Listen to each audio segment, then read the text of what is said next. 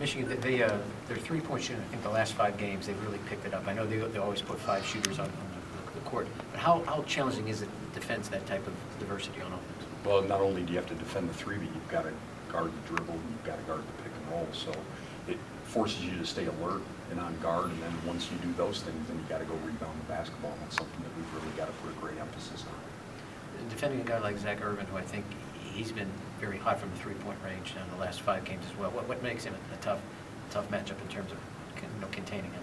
Well, he's a very good shooter. He has deep range, and then he can also take you off the dribble, and he can go right or he can go left, and then he also plays off that pick and roll. So he has a variety of ways that he can score, and so you've got to be on guard. And he's got to get, whoever's defending him, he's got to get help from his teammates. And when we have a coverage, whether it's pick and roll coverage or a pin down coverage, everybody's got to execute the scheme properly. What was the key to limiting turnovers last game? I felt like when we turned them over and we got out in transition, we made really good choices.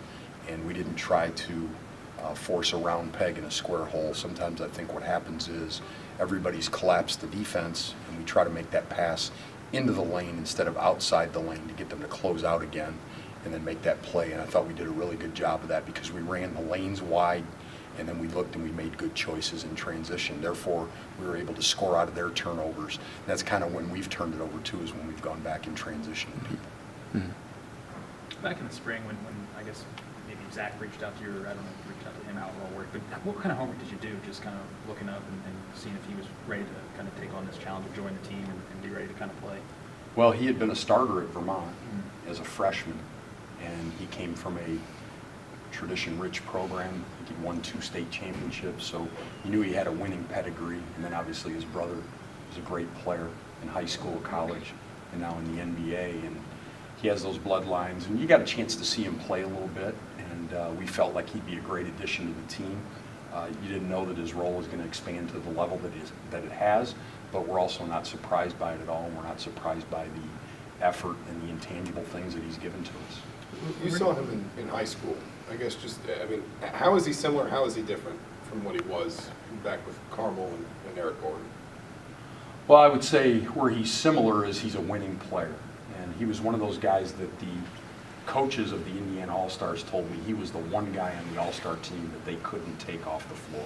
They felt like he was the guy that kept them together, that helped them win, helped them make winning plays. And I think you see that now. I think he anticipates really well. I think he'll come up with a key deflection. He'll come up with that offensive rebound to continue the possession, get you more possessions, get you another shot.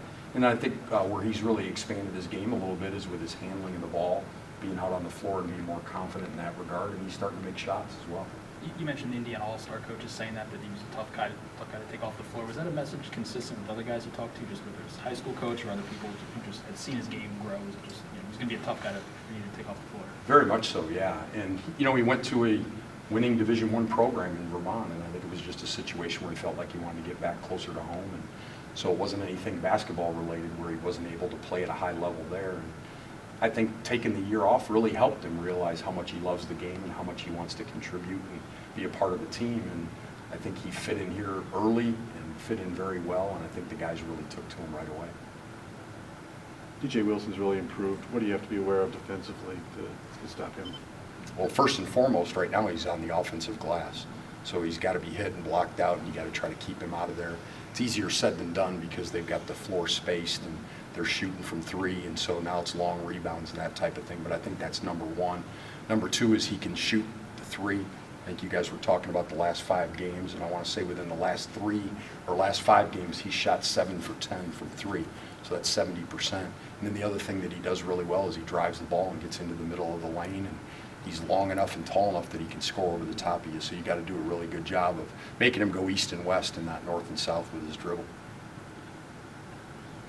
Any decision made on Juwan if he'll play tomorrow? No. Optimistic? Always optimistic. Always optimistic. Thanks, guys. Thank you.